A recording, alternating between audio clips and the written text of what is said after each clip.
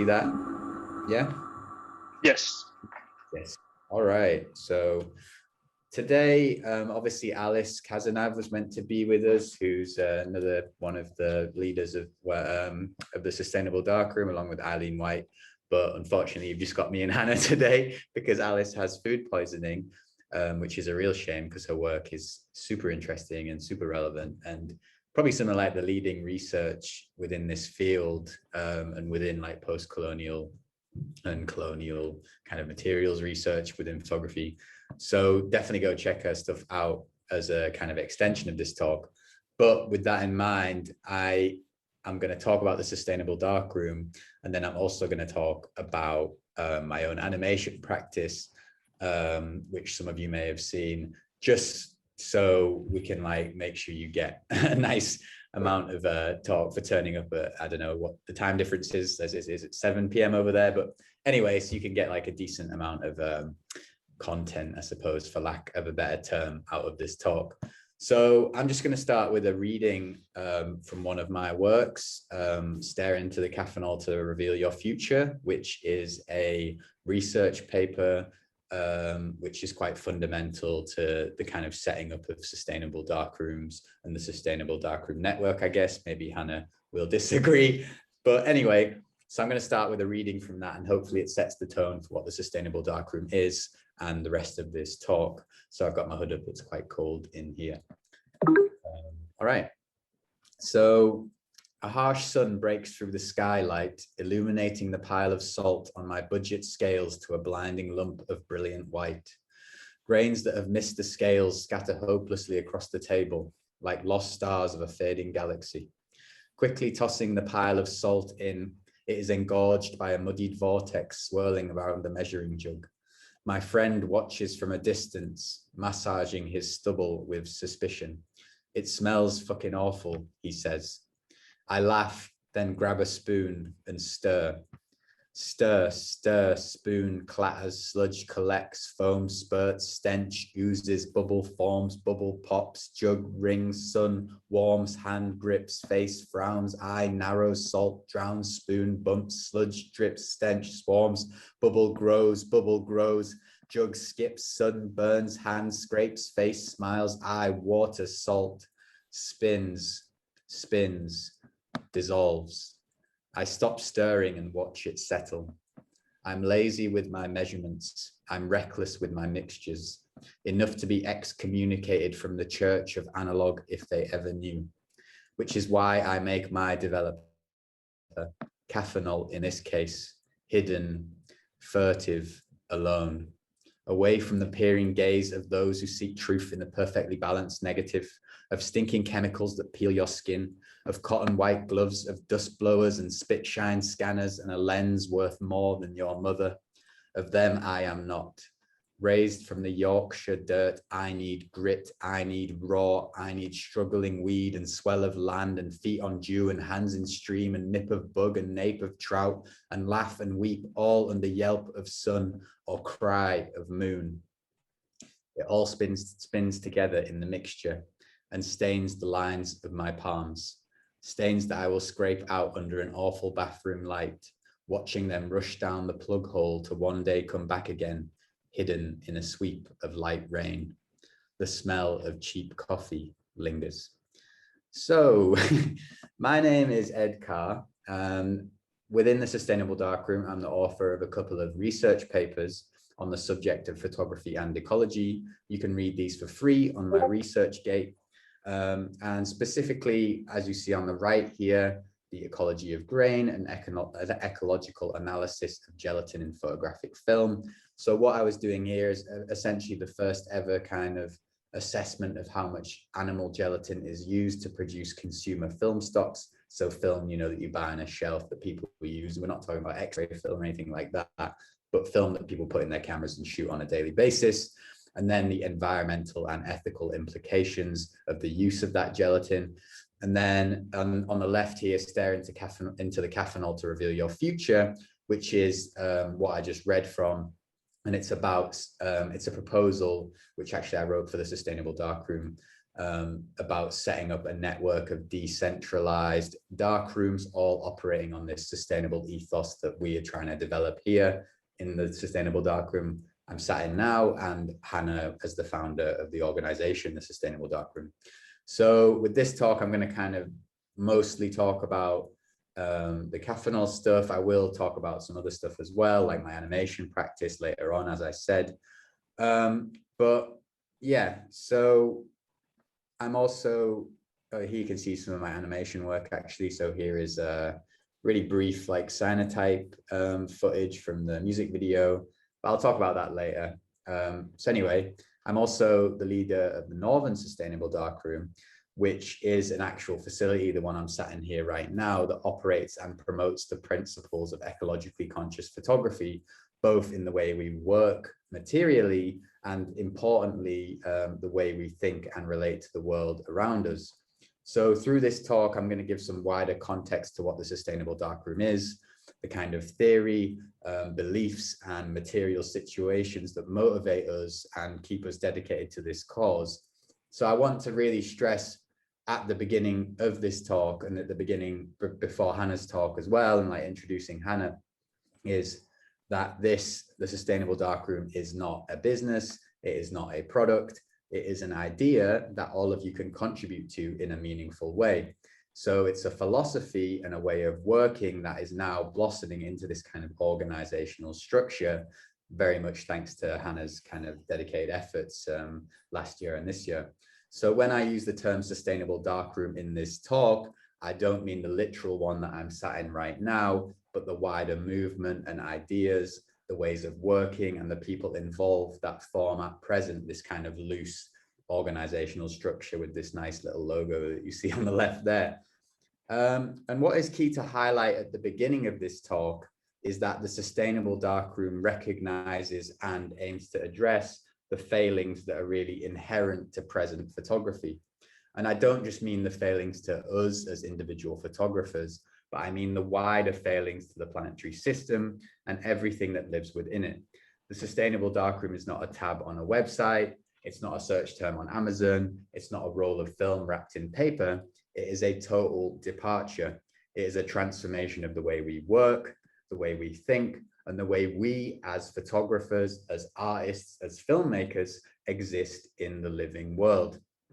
Furthermore, I would not consider the Sustainable Darkroom as an exclusively branch, like an exclusive extended branch of analog photography, not because it blends digital and film, which it does, but also because analog suggests a kind of retrograde, a dip into historic technologies that dominated the last century.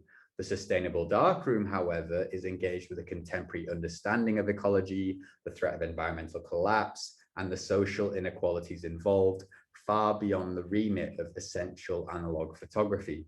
So with that in mind, I believe the Sustainable Darkroom to not be a regression, but one of the most contemporary forms of photography to ever exist, a form of photography that involves the most relevant and pressing scientific research and the immediate need for change within society, a form of photography that is truly innovative and brings us into the present era of climate and ecological crisis and is not reliant on upgraded megapixels or upgraded drone technology to remain relevant.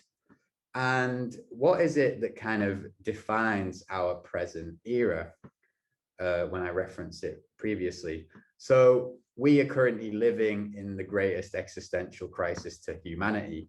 And when I say crisis, I don't just mean, you know, like forgetting to put the right shoes on in the morning or whatever, but a crisis that is not just threatening our natural living systems. So we're not just talking about certain birds going extinct, plant species going extinct, but the very fabric of society at large. So that means yourself, myself, Hannah, Junus, everyone in this talk and everyone beyond has or will or continues to be affected by the ecological and climate crisis.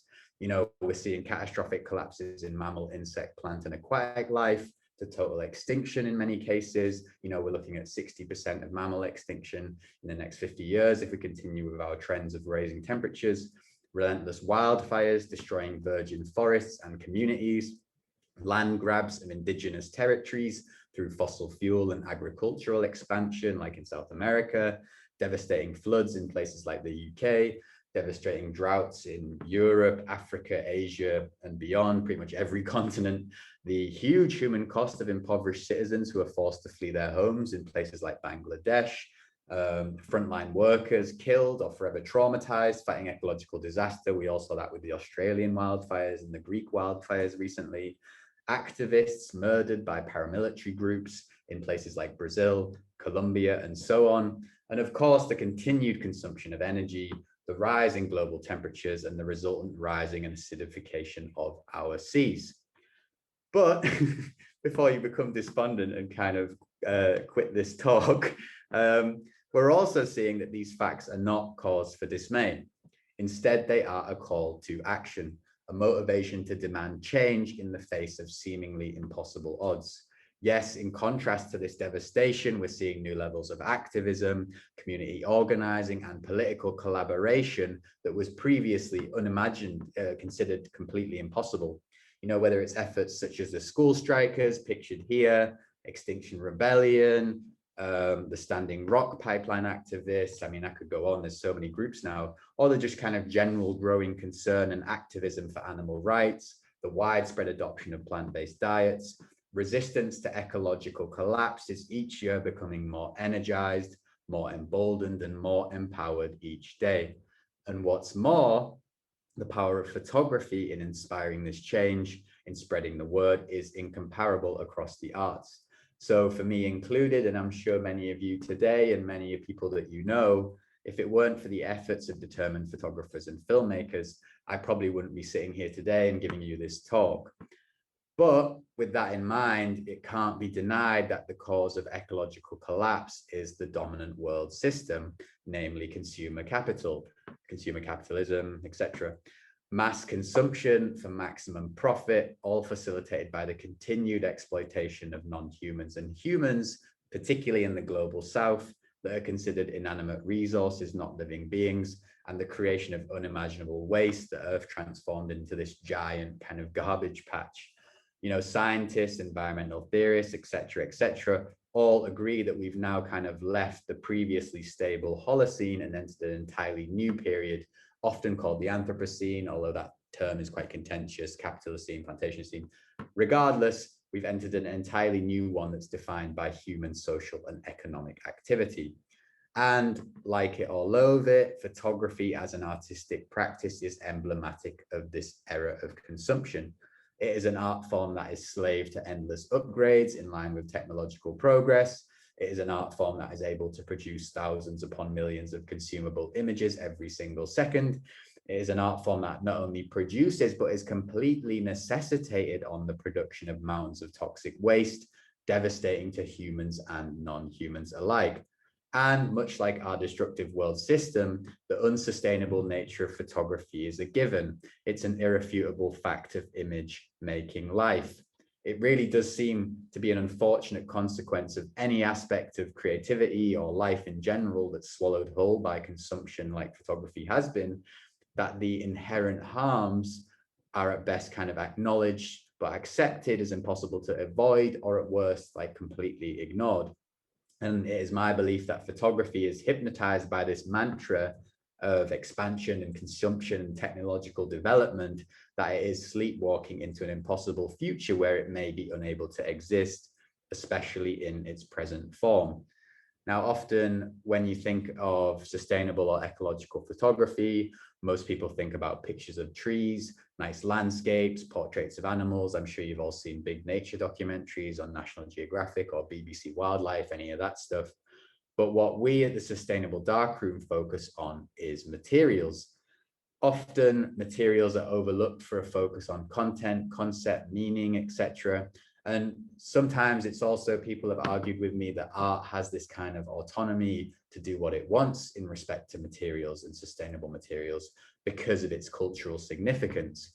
But if we are to expect other industries, you know, energy, fashion, automobiles, etc., to move towards sustainability, why does artistic practice, why does photography enjoy a get out of jail free card to kind of pour hazardous chemicals down the sink or use animal parts in its creation.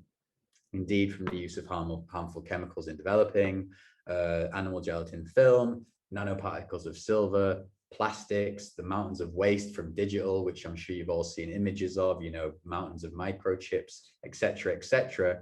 Photography is involved in a mess of complicated relationships with the wider world. But, and this is a big but, nothing is permanent. Photography can, will, and should change. But I'm sure you're thinking, how is change possible? Is change in photography limited to new drones or the Canon 5D Mark Infinity? Or are we able to create a photography that is truly ecological, that is truly sustainable and totally decoupled from the present mainstream system? The answer is yes. So you can see a cyanotype, a wet cyanotype of mine. So I'm going to try and answer that question or those questions briefly in this talk. And I'm going to look at the way we think about photography and the way we practice photography and how we can come together to affect change within the medium and hopefully the wider world. Hannah will then talk about more specific things that we're doing to address these issues. But this is just a kind of general overview of what the sustainable darkroom is. So as you may not know, most of this is born out of something called alternative photography, alternative processes, cyanotypes like the one you see here. And for every 100 or so, like, you know, the classic analog enthusiasts with their Leica and their clear negatives, comes these kind of alternative processors who linger in the dark and the dirt, and, you know, their clothes stained with cyanotype, they smell like caffeinol, all that kind of stuff. And alternative processors have often, you know, stood at the sidelines as the mainstream photographic industry moves from innovation to innovation, but leaving this toxic trail behind. And what's key with alternative processes is often we kind of take from the scraps and like scavenge instead of being servants to this mainstream industry, and find new ways to kind of twist and innovate these ideas into our experimental own. So living the life of one of these alternative processes, you become a lot less obsessed with the final image and more steeped in the material process. So for those working with like cyanotype or other alternative processes, the photographic timeline is often like turned on its head. So the image becomes a kind of starting point for experimentation instead of the end. So you begin to consider every material part of your process, you know, from the paper to the water to the strength of the sun, although I'm not sure how great that is in Finland this time of year. And so unknowingly, you become gradually embedded in what I call a material ecology of photography. And this way of working is like key to the sustainable darkroom and is based on a field of research, at least within my research papers, called new materialism. And to put it simply, although these texts look very dense, and they are very dense, I mean, I wouldn't recommend trying to get through them too easily.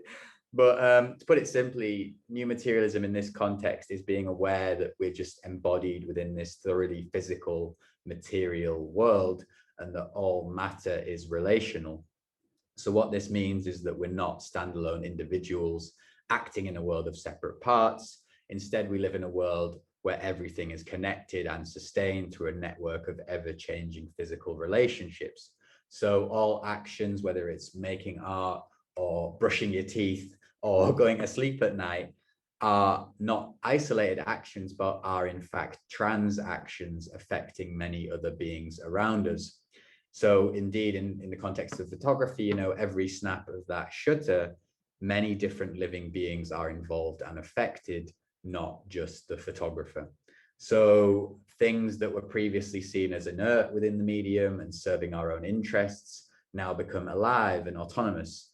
So if this sounds kind of abstract, like think of animal gelatin, one of my key areas, and through this like lens of new materialism and sustainable darkroom practice, gelatin is no longer this isolated substance purely for photography, you know, like that you can buy on Amazon and all that's already present in your film. Instead, it's something which is actually derived from a living, thinking, feeling being, now in a particular form to make your photographs possible. And the average photographer, they'll most likely consider a roll of film as it runs through the camera, that nice kind of satisfying clicking sound and the pull of the film, etc.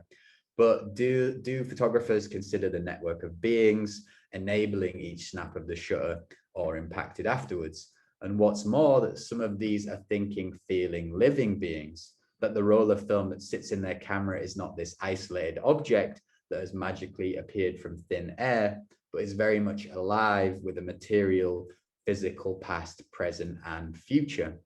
So in this mindset, photography is no longer this kind of flashpoint with the brief action frozen forever, the classic Kodak moment. Instead, photography becomes stretched out. It is flattened as if dough and kneaded and worked and shaped into a variety of forms that exist meaningfully in the world. In this, photography is slow but active, not a still life, but a living being.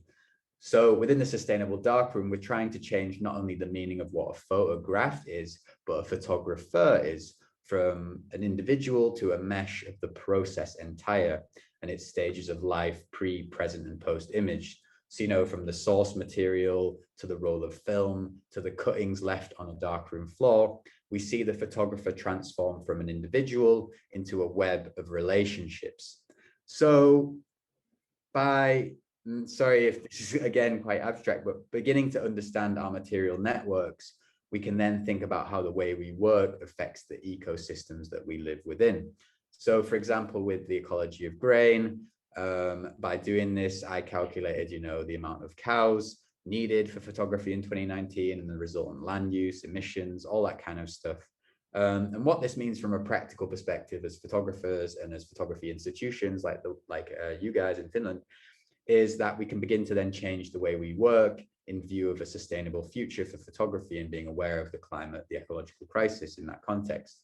So by being aware of these networks, we can then think of new ways to adapt, to change, to reshape and reform them for not just the good of the individual photographer or for the photography organization, but all other beings, living and non-living, involved. So what we're looking at with the sustainable darkroom and kind of zooming out is seeing how we can change photography's externalizing systems. So, a product comes in, the image is produced and the waste comes out into processes that are kind of sustainably internalized. So you might have heard terms such as circular economy, regenerative design, permaculture, et cetera. Hannah will talk about this a bit more in depth with the work that we're actually doing. All of these apply to sustainable darkroom practice. So as the threat of ecological collapse grows, looking at how production may be sustainably internalized as to not harm local ecologies, being not only low impact, but having a positive impact on the world around you, seems a kind of natural direction for photography to take in stemming the destruction and eventual extinction of life on Earth, everyone here included. So a permaculture type approach, it's naturally low tech, it favors direct engagement with the world around us, and it really challenges the kind of detachment that we see with typical consumer capitalism. So what I mean by that is, you buy a roll of film, you don't know how it was made, you send it off to the lab, you get your negs back, or with digital photography, the same kind of process. In this type of way, that kind of obfuscation of process is removed, and instead everything becomes under the photographer's individual control. So what this does not mean, however, is green consumerism. So what I mean by that is, a piece of film wrapped in paper as opposed to metal or plastic. Those kind of things are just, in my mind, greenwashing or smoke screens to continue exploitative practices. So what we're talking about here is a wholesale transformation of photography and the way we think about photography. So to ground this in the practical, before Hannah, I'll talk about my animations and then Hannah will expand on the sustainable darkroom. Here's a kind of the 4 R's, which are kind of operating principles that sometimes we advocate, sometimes we don't. But in this talk, I'll just go over them quickly. So these were actually residencies originally with the sustainable darkroom, but now they're kind of operating principles that you guys can all apply at your institution or within your individual practice. So yeah, rework, repurpose, remove, recycle, kind of obvious, but I'm just going to go through each one. So firstly, rework. So when I'm talking about that, we're reworking the systems we use within our own photo practice. For example, you know, changing the way we dispose of chemicals. So they're internalized in the darkroom. Here you can see using evaporation techniques to collect the silver waste from fixative. Remove, so removing harmful elements of the process. Some kind of more conventional things like making your own cameras out of pinholes and waste materials, which I'm sure you guys have probably all done in the past, or other alternatives repurposing materials such as reworking old cameras, making cameras out of waste, and also other things like images out of anthrotypes, which is a process I use, which is where you just literally have plant matter and water, you kind of crush it together, make an emulsion, and then print an image like that. So you can use kitchen waste. You know, if you've got some leftover vegetables from your dinner, you can turn it into an image. Remove, so removing harmful elements of the process, such as making your own developer out of plants, which I'm sure Hannah will talk about a bit more. Other examples include like gelatin alternatives, plant-based gelatins, stuff like that. And then recycle, so recycling used materials, whether it's scraps of paper, whether it's old cameras, or whether it's kind of, as Melanie King has done here, reclaiming silver, which she then, I believe, turned into jewelry, which is really cool. So that's the 4 R's. And just quickly before I get onto my own practice and these pictures of these dogs here. So while these 4 R's existed as residencies within the London Alt Photo, they now exist as kind of operational paradigms for individuals and photographic collectives. So for example, within the residency I was in, the Remove one, after a few days, people had innovated new developers from, you know, gorse, mint, seaweed, all this kind of stuff. And the whole time it was during coronavirus lockdown as well. So it really emphasizes the kind of low tech, accessible and quite radical nature of this movement, that you don't need to be a professional darkroom technician at Tetanol for 20 years before you can engage with this stuff. You really can just do it in your kitchen or in your living room or in your shed at home. Yeah, and you may be thinking, like, in the wider context of environmental crisis, that this kind of stuff is just like, you know, pissing in the wind. Like, why would I engage with this when there's so much worse stuff going on? You know, for example, with animal gelatin, so it's kind of weird to read all this out with the pictures of my dog, but with animal gelatin, I worked out that each cow equals about 25,000 rolls of film. So realistically, a roll of film is going to have a lot less impact than like a McDonald's hamburger, which I'm sure some of you have already thought. But again, a lot of the artists that are part of the Sustainable Darkroom or that have took part in my research, again, are like vegetarian, vegan, environmentalists, and believe that this kind of cancelled out their use of gelatin or their unsustainable artistic practice. And I would like argue that this kind of thinking got us kind of there in the first place. And if we are to move towards a sustainable culture, surely we should depart from the kind of resigned acceptance that our methods have to cause environmental harm, even if on a limited basis. And what's really important with the Sustainable Darkroom is that instead of being like, oh no, I'm never going to make work again because it's like harming the planet or whatever, instead we can think of new, creative, interesting, and exciting and beautiful ways to make work that are regenerative, that aren't degenerative. So yeah, so that's why I think instead of not making work and being like, we need to be sustainable, we can look at new ways of doing that, which we'll go over in more detail. So that's kind of an introduction to Sustainable Darkroom. And now, because Hannah isn't here, not Hannah, sorry, Alice isn't here, I am going to talk about my own practice for about 10, 15 minutes. So I'm an animator that started out making images by taking pictures of dogs, as you can see here, and doing wildlife photography, landscape photography, that kind of stuff. I didn't really have any formal artistic training at school. So after being a dog walker for many years, I went into photographic practice and studied an undergraduate in wildlife photography. And it was here that I kind of found myself frustrated with that type of photography and really wanted to engage with something that's a lot more material, that's a lot more engaged and a lot more involved with the actual physical non-human world, instead of just staring at the back of my camera the whole time. And that is, like I said, with the sustainable darkroom, really central to my practice is the idea that we are living in a world completely enmeshed, and that our photographic and artistic processes affect the world around us. So with my current practice within the sustainable darkroom, it kind of led me to these more like sustainable and material animation techniques. Instead of being like divorced from the physical world, I became really entangled in the world around me. So like getting my hands dirty, you know, as I'll show you in a sec, like printing with soil, spinach, like dousing things in water, shocking footage with electricity.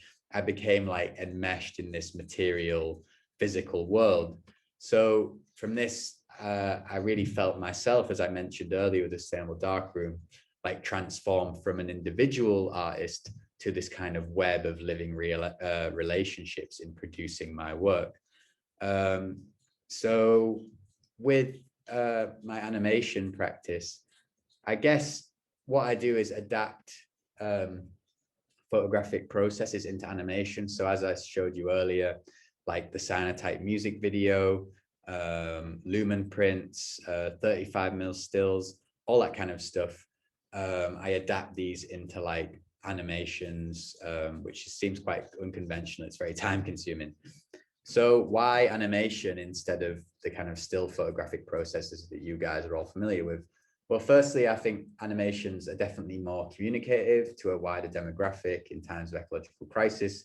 So what I mean by that is the ecological crisis is this universal, it is this shared experience. And I think still images, whilst effective, don't have the kind of universal language that moving image and filmmaking does. And filmmaking as well helps you tell much more of a narrative. So that drew me towards animation, but keeping those kind of material photographic processes intact by using the techniques that I do. Secondly is the material practice mirrors natural processes. That's kind of conceptual, but I do find that like the material practice of animation, you know, very repetitive, very cyclical, very laborious and very time consuming. I'm not selling it, but I think those do definitely like represent the way the kind of non-human world works. And I do feel a lot more in tune with the world and a lot more engaged with the non-human world when I'm working with animation processes than I do when I'm working exclusively in a digital way. Again, following from that, the incorporation of natural materials. So like, as I said, like burying stuff in soil, printing on soil, printing on wood, all those things are essential to me and are not something that you can do with like traditional digital video work. So animation allows me to do that. And then finally, like inherently playful whilst allowing for broad experimentation. So what I mean by that is typically stuff that's about ecology and the climate crisis is very kind of exclusive creatively, and it's very like subject, very facts-based and often excludes realms of the crisis which are really important, like the emotional experience and the kind of like the feeling of what it is to live through the climate crisis. And so I think animation is a lot more broad and allows for those kind of emotions to be explored that are often excluded from like mainstream documentaries. So with that in mind, here's the first ever animation that I created in 2017. And this was a very pretentious title, Triangle Circle. I was like any kind of white guy art student, kind of interested in like Jungian eco-psychology. And I wanted to make a film that was about sleep, dreaming, and the kind of ecological symbolism that we see within dreams, particularly focusing on the tree as a symbol within dreaming and what that means. So yeah, very kind of art schooly, indeed. You can see the full version on my Vimeo, but just to explain how it was made, because you're photographers. So each frame was kind of like hand drawn on Adobe Illustrator using a Wacom, which is like a digital illustration tool. And then I printed them as contact sheets in the darkroom. So I used an enlarger like the one that this laptop is currently propped on. And I basically like contacted the digital contact, like the negatives, onto the darkroom paper, and then did a contact print, and then developed them in Cathanol, I think, although I'm not sure, this was quite a while ago now. Hence why you get this very like contrasty effect. And if you do look at the original, which is a lot better quality than this GIF that I've made, you can see all the kind of scratches and marks and thumbprints on the darkroom paper on the individual frames that are really integral to my practice. Like, I'm not the kind of guy that's going to edit out dust marks and scratches, because I think it's really important to remind ourselves that videos and digital works do have a material presence in the world and do affect the material world around us. This was the first time I ever animated with drawings, mainly because I'm terrible at drawing, so I don't think I ever want to do that again. So from then on, all my animations are live footage reanimated, as you will see in a sec.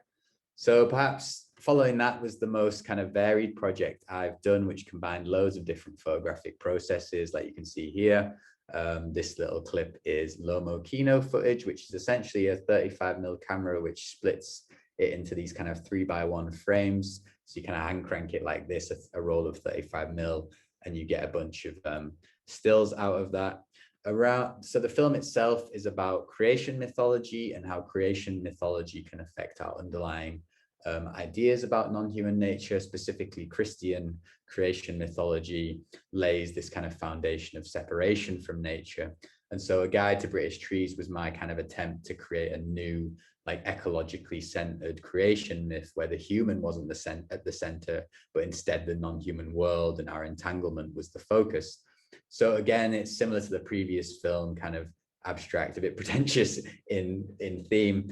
And we see someone experience this kind of ecological rebirth through this kind of anthropomorphic tree lady that you saw at the start of this talk, I think, but you'll see in a sec again. So my idea for this film was to use different styles to represent each part of the film. So as the protagonist experiences this kind of ecological rebirth, so essentially the protagonist dies and then he goes through this rebirth sequence, and each one he goes through a different element. So, you know, water, fire, earth, air. So I was thinking how to like physically represent those within the actual making process. So, you know, the earth sequence, like buried that in soil, so the soil degraded the film. In the fire sequence, I actually printed it cyanotype and then burnt the frames, which was quite interesting. Electrocuted 35mm with stills for the air sequence. I wasn't quite sure how to represent air, so I combined kind of like cyanotypes and the electric shock stuff. Submerged footage in water, so on, so on. So in total, it probably like 10 different techniques to make this film, which again, you can watch on my Vimeo. And it took about 8 months, so a minute a month, because it's about 8 minutes long. So here quickly is just some different techniques that I used. The first is the Cyanotype animation. So that's the first ever Cyanotype animation I did. And obviously now I'm kind of known for my Cyanotype animations, but this is the first ever kind of loop that I made of some clouds, which feature in the film. Yeah, quite nice, I guess. Here's animating on wood. And this is actually really easy to do if you're interested, and pretty sustainable compared to some other processes. Essentially, all you do is print your frames onto baking paper and then flip the baking paper onto the wood, scratch it with a card, and then it transfers the image onto the wood.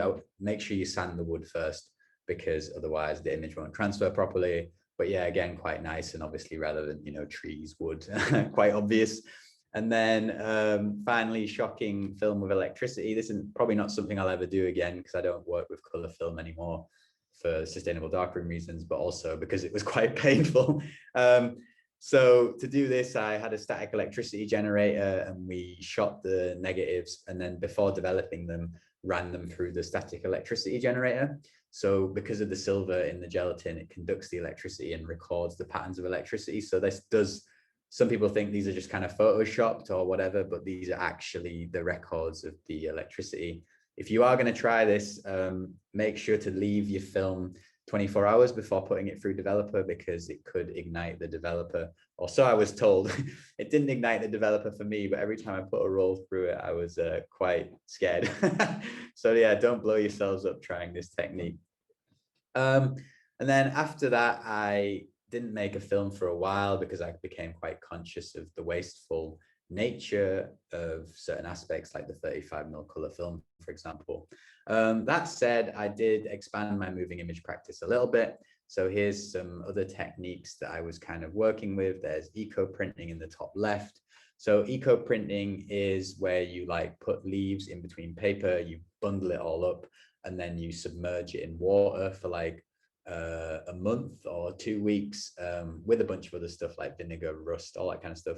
And then the leaf will transfer onto the paper, and then I use it as animation base, as you can see in that little GIF. In the top right is leaf printing, very difficult to do. That does again look Photoshop, but that is a leaf. Those eyes are printed directly onto those leaves. Again, you can ask me if you want to know how to do that. Bottom left, wet cyanotypes. That's just something I've always been playing with. And then in the bottom right, GIF loops. So I'm kind of obsessed with GIFs, which is a really lame thing to say, but I do think GIFs are really representative of like the non-human world in a way, in like the cyclical formation. And even though they're often just used for memes or on WhatsApp or whatever, I do find them to be quite effective in kind of a non-human context. So yeah, those are some of the things I worked on in between my next film. So I'm trying to get through this quickly so Hannah can follow up. And this was Here Comes the Wildfire. So that was printed entirely using the Lumen process. So Lumen printing, if you don't know what that is, although I'm sure some of you do, is essentially you get like, you know, your classic, I don't know if you can see me, but you get your kind of classic Darkroom Ilford paper or whichever brand that you use.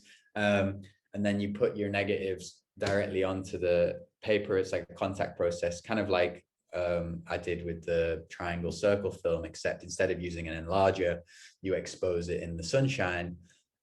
So the entire film is printed using the Lumen process, and that was done under coronavirus lockdown, which was interesting. So I printed the whole thing in the sun in my garden and then scanned each frame on like a little desktop kind of inkjet printer and then animated it together.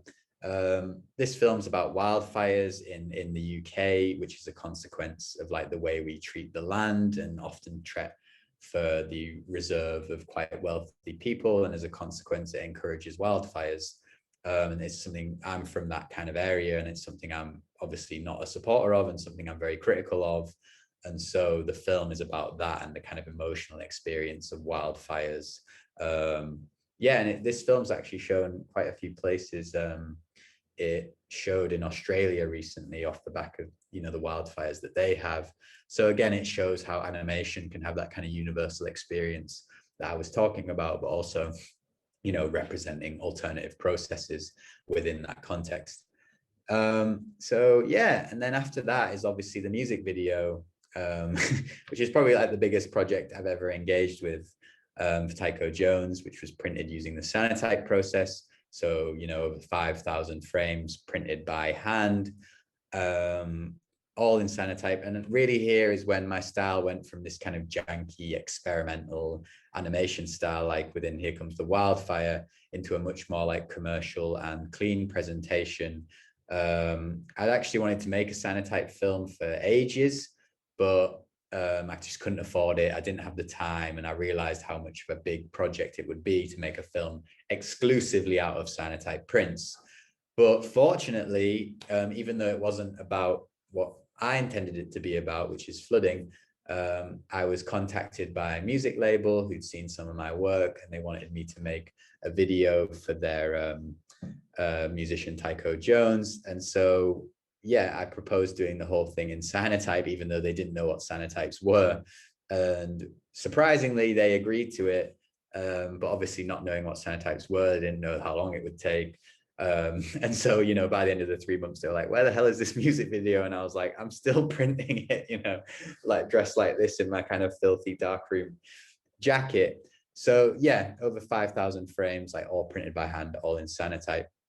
So quickly, just how I made that.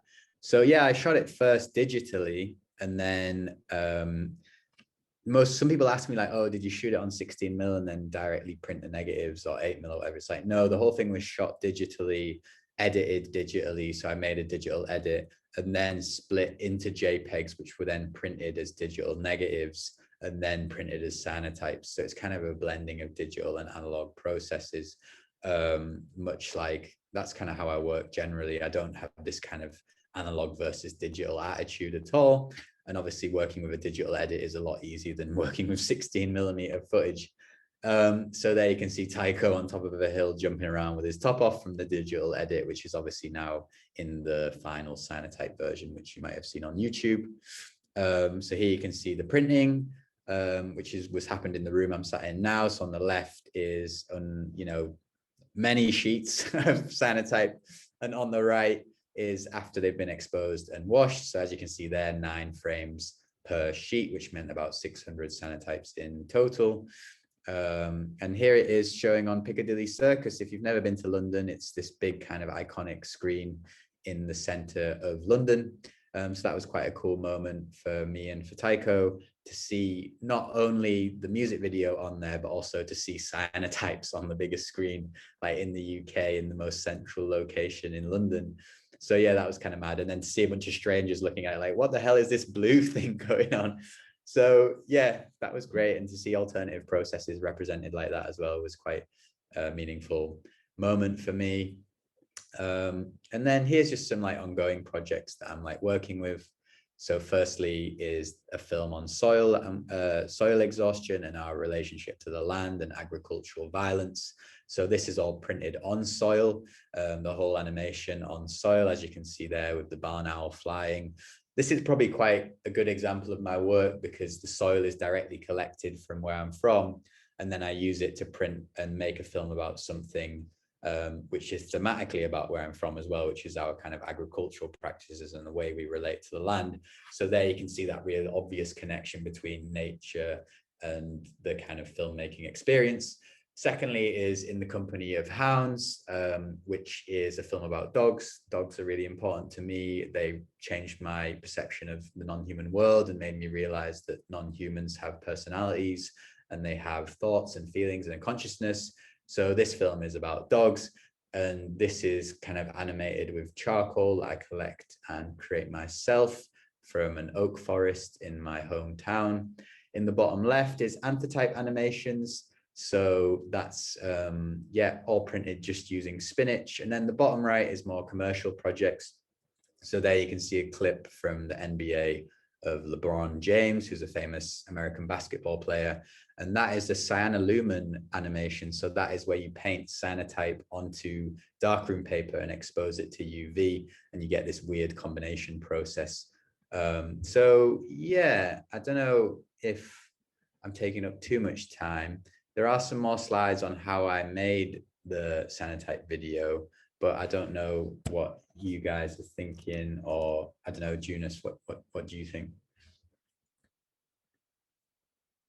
Yeah, just go ahead. I think we still have like time, so it's really interesting. So okay, cool. So I'll just reshare my screen. 1 sec. Right, cool. Yeah. So quickly on how I kind of made this, so maybe you guys can have a crack at home. So as I said, pre-editing digital footage. So there you can see Tycho at London Bridge Station. All of it was shot digitally and then edited. So the film exists as just a digital edit. And then underneath you can see the Cyanotype version. So after it was edited and printed. The reason behind this is if you want to, if you didn't pre-edit digitally, then you would end up basically with a bunch of disconnected Cyanotype footage and then have to put it together, and you would be like, oh, maybe I missed something out, or maybe it doesn't make sense. So it really is best practice to digitally edit everything first, because then you will have a kind of continued narrative and a continued stream. Because in the past, like when I made the wildfire film and when I'm making the soil film, which has been ongoing for a while now, I didn't do digital edits of those. So I just have a bunch of like disconnected footage that I kind of have to piece together. So as you can see with the music video, if you've watched it or if you're going to watch it, or not that you have to, but it does all flow together really well because I did a digital edit first and then obviously exported the frames. And then I created these contact sheets. So as you can see here, 9 frames per sheet of A4. I found 9 is the kind of optimum number to retain the kind of decent resolution that you'd want. yeah, so essentially you just get your image and then you invert it in Photoshop and make it black and white, and then print the 9 frames per sheet. When you making digital negatives, obviously, typically you can use acetate. Acetate is, normally made out of plastic, so it's not ideal within this context. We do have a couple of artists working on plastic degradation of fungi, which Hannah will talk about, but you can also print digital negatives on vellum or on tracing paper, which are obviously kind of much more biodegradable if you get the right kind of tracing paper. Just your exposure is going to take longer. And then obviously print the contact sheets. And then there's the printing stage. So on the left, you can see that I used this gigantic UV bed. And that was because I tried printing in the sun at first, but then you can imagine trying to print 600 cyanotypes in the sun, in the north of England where there is no sun, just rain. So fortunately, there was a screen printers nearby that had this enormous UV bed that they didn't use. So I was able to do about 20 prints at once, which really sped up the process. And then with the wash, I mean, obviously you guys are familiar with Cyanotype process, or some of you at least. So typically it's recommended that you use a running wash for cyanotypes. But I found when making this, obviously it's a huge waste of water to use a running wash. So instead, I was using a static wash. So I'd have 2 trays of water side by side, and then I would just put the cyanotypes in one and then transfer them to the other. And then I found that was absolutely fine, and that the wash was fine, and that the kind of running wash was completely unnecessary. Also, I did an acid bath. So sometimes you might read online that hydrogen peroxide you can use, and that helps retain the midtones a bit, if depending on the pH of your water. In this case, I just sprayed the prints directly with white vinegar because I didn't want to use hydrogen peroxide, because obviously white vinegar's got a really high acid content. So I just kind of sprayed the prints directly, and it helped retain the mids. Post-production, so I scanned all the frames individually, but you could probably photograph them. That would probably be a lot faster, but I scanned them just for like other reasons.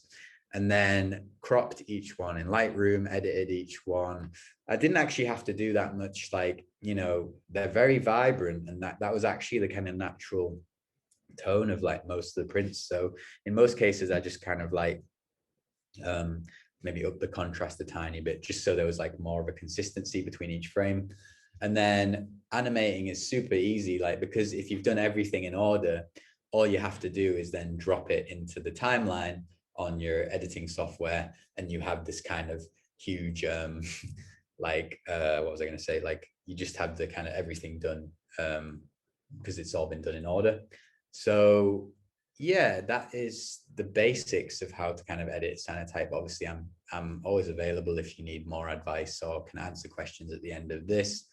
Things to remember: number everything you print, negatives and your final prints. So do everything in order. Always number everything, because if you get a single image out of order and then you're like, oh, where the hell does this image go? And then so make sure you number everything. Secondly, you've got to coat sparingly in this case, because you are using quite a bit of chemistry, and also just it's good practice to kind of be as minimal as possible. Thirdly, scan and edit in order. So again, I can't stress enough how much you just do everything in order.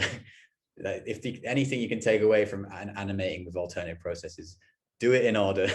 Because if you get out of order, then you're going to spend ages trying to put everything back into order and guessing where stuff goes.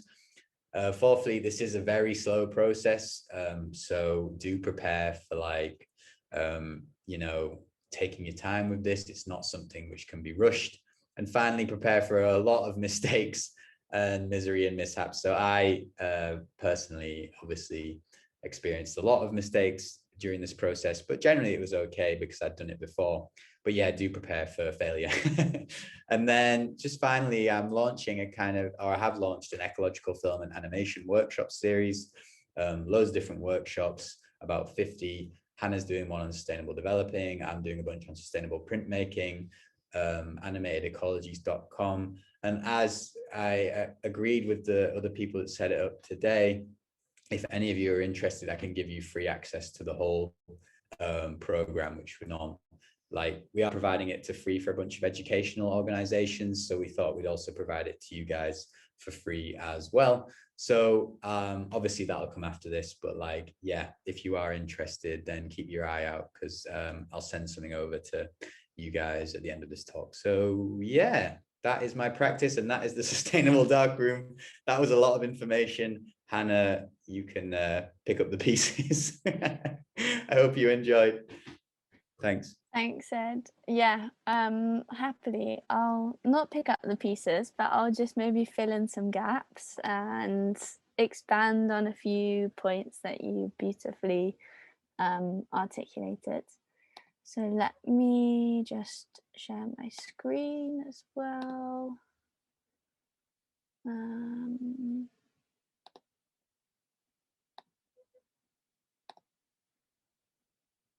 minute. Okay, can you see my screen there? Yep. Yes. Cool. So kind of the other way around to Ed, I'm plan to talk first about my own practice as an artist, and then move on to talk about some of our current kind of research and development with our Darkroom Garden residency, which we're currently in the midst of with the Sustainable Darkroom. So I think, you know, in our kind of current climate, and it's really easy to throw words around that kind of suggest that one is working in harmony with nature, or words that make us feel better about what we're doing, words that help to subside any feelings of guilt and provide us and our audience with some sort of clean conscience. To say that something is green or sustainable is becoming more and more meaningless every day. I see the words splayed across marketing campaigns and clogging up my inbox. But when you take a moment to do a little digging and to put your fingers into the earth and tug at the roots, I usually find that these words are merely surface level, existing to tick a box and make some sort of commitment which has no real verification. So during this talk, I'm going to delve into the kind of roots and reasoning behind my use and our use of such words as sustainable and ecological, to make clear that such diction for me and for us is not being utilized to fulfill any criteria, tick any boxes, or attract a certain audience. As artists, we're makers and we're producers, makers of art, but perhaps producers of meaning. And as Rebecca Solnit says in her book, Hope in the Dark, the purpose of activism and art, or at least of mine, is to make a world in which people are producers of meaning, not consumers. So if we can start to re-understand our beings as producers rather than consumers, then perhaps these words can begin to hold more genuine value. To truly think in an ecological way, I try to address every aspect of my practice and being as an artist. A key aspect of this means breaking down the components and the materials that go into the production of a piece of work. This is integral to the way I work, much like the theory that Ed referenced on like materialism and new materialism. So I've always taken a hands-on materialist-based approach, and I'm fascinated by the way that chemicals can react and images can form, working with the photographic medium, but also moving across the border of many other practices and disciplines. I'm drawn into the physicality of the analog medium, the physical manipulations and reactions that take place. And often within my work, I'll focus on one specific material at a time. So I've worked with materials including rust, mushrooms, algae, wood, roots, and earth. I find this kind of approach of restricting myself down to one individual kind of material and understanding incredibly stimulating. It's with these limitations that we adapt and we begin to think in a different way, creating new paths and laying down new networks for ideas to form. So a project that I'm going to begin by talking about investigates rust as a material. The image on the screen shows a strip of orange rust dividing up a black background of blue tones.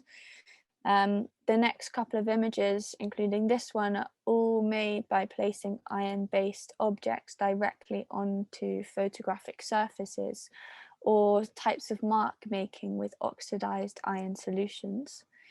The blue works are on a cyanotype coated surface, which is also an iron-based photographic process, and it uses iron salts. We've seen a lot of cyanotypes tonight, so keeping within the theme.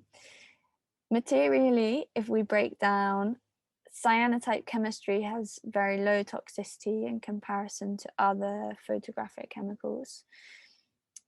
These pieces themselves had very minimal, or actually some had no washing at all done to them, meaning that a very minute amount of this low toxicity chemistry was washed into the water system during the making process.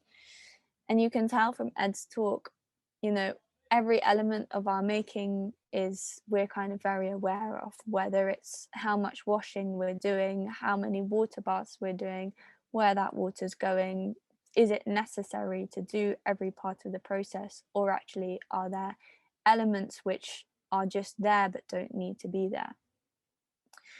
So all of the iron for this work was sourced from scrap metal skips and foundries locally to where I live, and were returned to be recycled after I finished working with them. Other materials I utilised in the making of this work were water, time and light.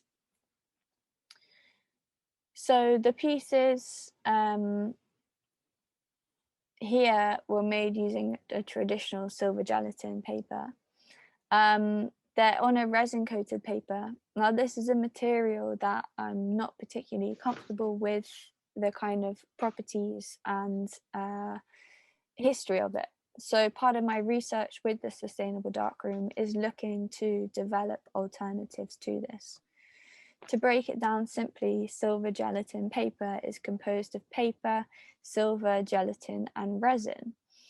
In brief, silver is a rare metal and has an uncomfortable history in colonialism and environmental racism. This is a specific area of research that Alice Cazenave, one of our third developers, is looking into. So hopefully she'll have a chance in the future to share some of that research with you. I'm sorry that she can't be here tonight. Gelatin is a bovine gelatin, as Ed mentioned earlier, and a product synonymous with industrialized animal culture. And resin is a plastic material that currently cannot be recycled. So the trio does not paint a pretty picture, but these are all areas that we are actively addressing, and until an alternative is developed, I utilize remaining stocks wisely and minimally, every piece considered and planned. So making this work, I've been researching the sustainability of the silver industry and how potentially our photographic landscape could take form without it. Silver is a key element in analog photography, as it's suspended into an emulsion or gelatin to create a fine, light-sensitive layer.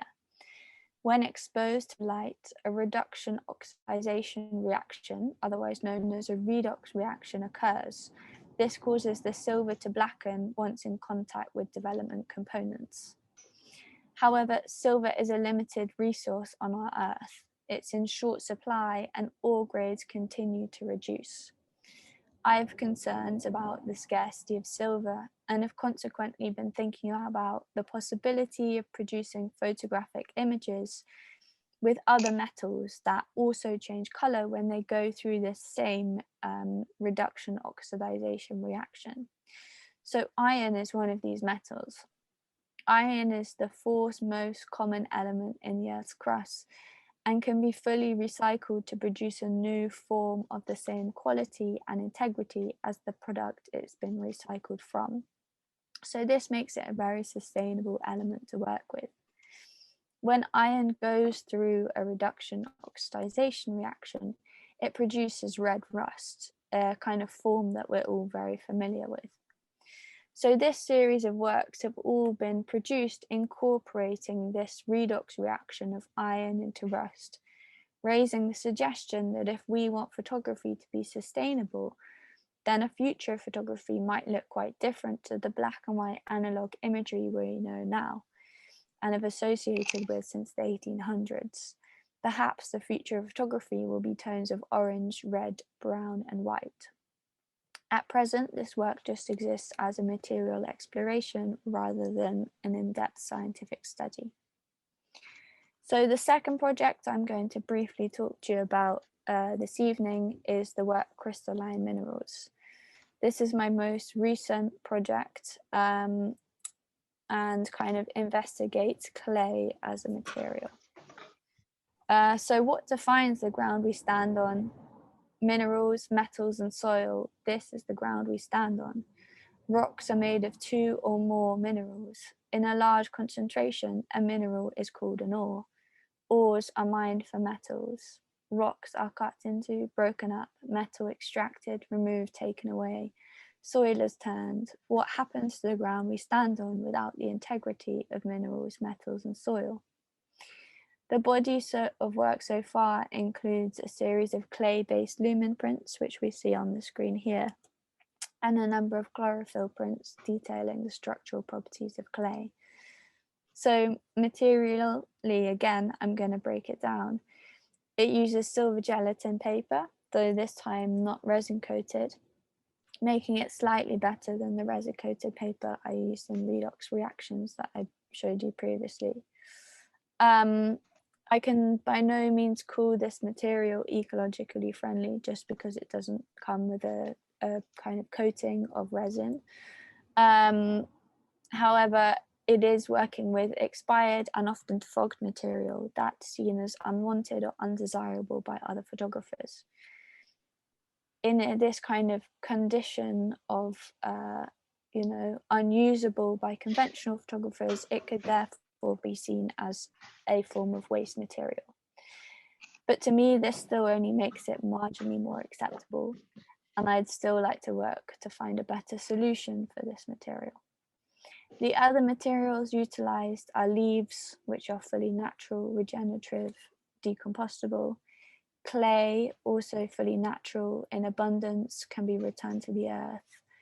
Plant-based developers. These are black and white developers that I make myself using local and abundant plant resources, along with ascorbic acid and sodium carbonate. So after I've fully exhausted my homemade plant-based developers, I then neutralize them and evaporate them and return them to the earth. And the last element I utilize in the making of these works is extremely exhausted photographic fixer, which is a waste product from fixing photographic films for workshops and other things similar. So in its extremely exhausted state, photographic fixer can begin to form a kind of sludge of silver sulfates in the liquid. In some of these prints, I've actually incorporated that silver sludge onto the surface of some of the prints, and they appear as kind of specks of black and silver. So if I'm not able to recycle the silver, either to another artist who works with it in the reclamation process, or to another form of silver reclamation, then I see this kind of direct depositing of the silver particles onto my images as a form of localized recycling within my own practice. The silver is waste from one process and becomes a valuable material from another process, bringing us back to this idea of kind of localized circular economies that Ed was talking about earlier. So these works are produced in a slow and conscious ritualistic way by digging and excavating areas of land across the UK, unearthing lumps of soil and searching for textures and structures that resemble clay. I then wash and filter lumps of earth, refining the clay through old scraps of material, pillowcases, tea towels, curtains, etc. Following this, I apply deposits of this clay onto the surface of the black and white silver gelatin paper.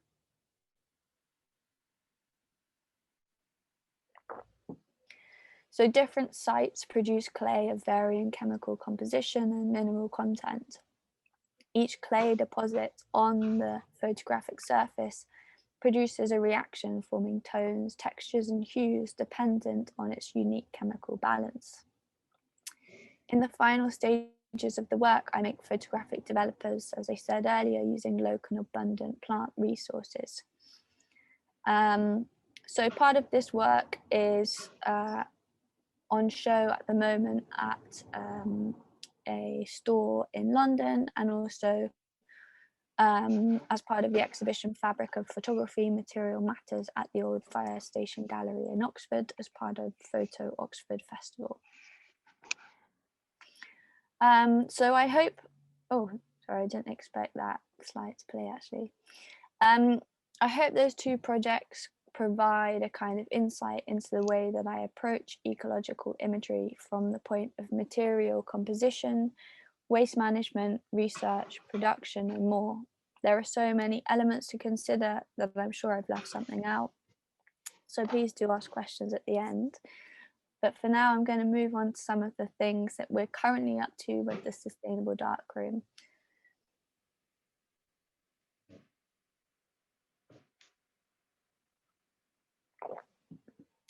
I think this one will play as well. Yeah, there's a nice little GIF because Ed loves GIFs. So the Sustainable Darkroom was founded in 2019 because I had all of these kind of ideas and questions flying around in my head, but not really any outlet or support or resources to actually try and realize them. So it began during a first small residency generously hosted by XYZ Books, where a small group of 6 artists gathered around tables to ask ourselves the question, what do we mean by a sustainable darkroom practice? Since then, it's developed and grown, taking its form in publications, residencies, workshops, talks, and symposiums, all to kind of equip cultural practitioners with new skills and knowledge to develop their own environmentally friendly photographic darkroom practice. Somebody has their mic on who's like running the tap or something, if you wouldn't mind popping yourself on mute. So now run by this small team, as Ed mentioned, the Sustainable Darkroom has grown into an international project, bringing together practitioners, researchers, scientists, and experts from all parts of the globe. The project is designed to build collective power within and opposing current photographic industry. We want to encourage and empower you all as makers, as thinkers, and as doers to have the knowledge and awareness of the materials and processes you are using, to understand the relationship between the things you use and the planet you live on. So Ed's kind of covered a bit of like the 4 R's and the residencies that we ran last year. So I'm going to kind of give a bit of info about what we're currently up to. So at the moment, we have a year-long photographic garden residency running with the support of Genesis Foundation. We've built a small garden outside our Northern Sustainable Darkroom facility in Leeds, where Ed's sat right now. And to coincide with this, we're supporting 8 artists in residence and a further 4 access artists. So throughout the year, they're all researching and developing innovative ways that a garden can function symbiotically with the darkroom and photography in a wider sense. So I'm going to briefly talk about each of these artists' areas of research. Matthew Beach is currently researching and creating a series of red, green and blue colour filters using plant-based pigments. So he's going to be using plants such as common ivy, dandelion, rose madder, to extract natural dyes and combine them with plant-based gelatins. So he's really investigating the potential to create color RGB separations and conversely CMYK print separations on film. So this is kind of with the aim to transform the potential for more sustainable processes to work with color, because at present they're quite limited to black and white. Next we have Dutch artist Michaela Davidova, who's interested in exploring the entanglements of humans and more than humans. She's addressing wastewaters from the darkroom, whether that's like washing prints, cyanotype water, cleaning the equipment. All of that water adds up to quite a lot of a potential resource that could be cycled back into the darkroom for further use. So Michaela is looking to build a type of plant filtration system where plants can filter the contaminants through their roots. So she's looking at plants such as oat, barley, marigolds, as you see in the image that she drew here. Thirdly, we have Jonathan Bradley, who's a darkroom tutor, but also a real cyanotype enthusiast. And Jonathan's been going quite strongly into the chemistry side of research, looking at specific plant compounds that can perhaps be used for silver complexing and exhaustive fixative. Also looking at replacing more harmful commercial compounds. The other thing he's looking at is investigating possible alternatives to parts of the cyanotype solution, which are, as I said earlier, the iron-based reaction. John is thinking about the use of plant extracts which are high in iron to replace the component of the traditional cyanotype formula. Another thing which we've brought up quite a lot are plastics in the darkroom, and things like resin and acetate, things that Ed and I both kind of struggle to diverge from in our own practices. So artists Alice Campos and Daisy Jacobs are teaming up during the residency to try and help combat darkroom kind of plastic waste. So they're researching certain types of fungi to biodegrade plastics and resins of, you know, photo papers or acetates or whatever it is. Next, we have Charlotte Smithson, who's going to be using the photographic garden to grow a large variety of blended medicinal teas. So the teas are being grown with kind of deliberate health benefits in mind, while also thinking about the kind of the power of these to develop different film stocks. So the recipes that Charlotte is using are inspired by historic still rooms. Now a still room is basically a room found in historic English country houses or castles, and historically they were kind of part infirmary, part kitchen and part science lab. And they used plants which are grown in the gardens and the grounds of the building, and used these plants to prepare different herbal teas and medicines and cordials and other distilled kind of concoctions to treat and nurture the household in the local community. So something that we've kind of lost throughout the ages, but would still be hugely beneficial to the way we operate contemporary. Along with these historical recipes, Charlotte's going to be closely observing the lunar cycles and how this affects the potency of chemicals in the plants. So the effect of lunar cycles on plants has been revealed to be quite significant and could vary kind of developing abilities and times within a photographic context as well. Second to last, we've got a computational artist, Felix Loftus, who is using the residency to create a digital environmental camera. So Felix follows principles for environmental justice in his software design, and the camera is based on low-tech principles. So it's going to be modular, portable, and sustainably powered by wind and sunshine. Utilizing mostly salvaged parts in its construction, the camera is going to incorporate a number of biosensors into its hardware, meaning that it can be directed and controlled through non-human interactions. So basically the camera will respond to the movement of plants, and so will kind of document the garden with quite a minimal effort. And lastly, but not least, we have James Seawell, who's going to be working under the alchemist's philosophy of taking without damaging and transforming the everyday into magic. So he's going to be creating a developer from scratch. Typically, homemade developers need 2 key ingredients aside from plants, as I mentioned earlier. So this is ascorbic acid, otherwise known as vitamin C powder, and secondly, sodium carbonate, otherwise known as washing soda.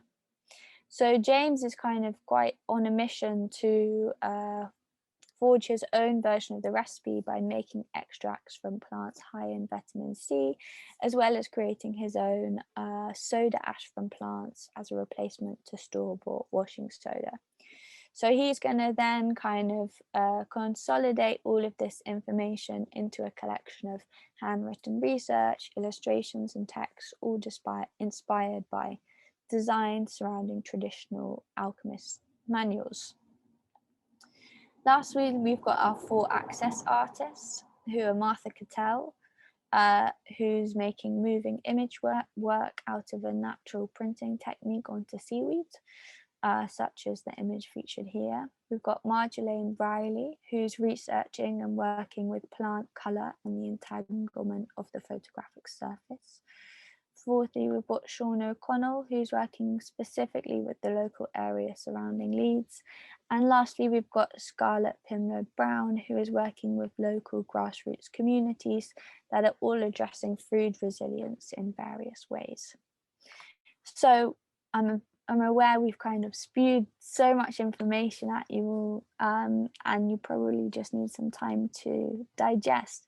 But if you are after any more resources or information, you can join our Patreon community, of which Jonas is already part of, where we share monthly tips and tricks towards a more environmentally friendly analog photographic practice. You can also follow what we're up to on both of our Instagrams, which is Northern Sustainable Darkroom and Sustainable Darkroom, and kind of read about what we're up to there.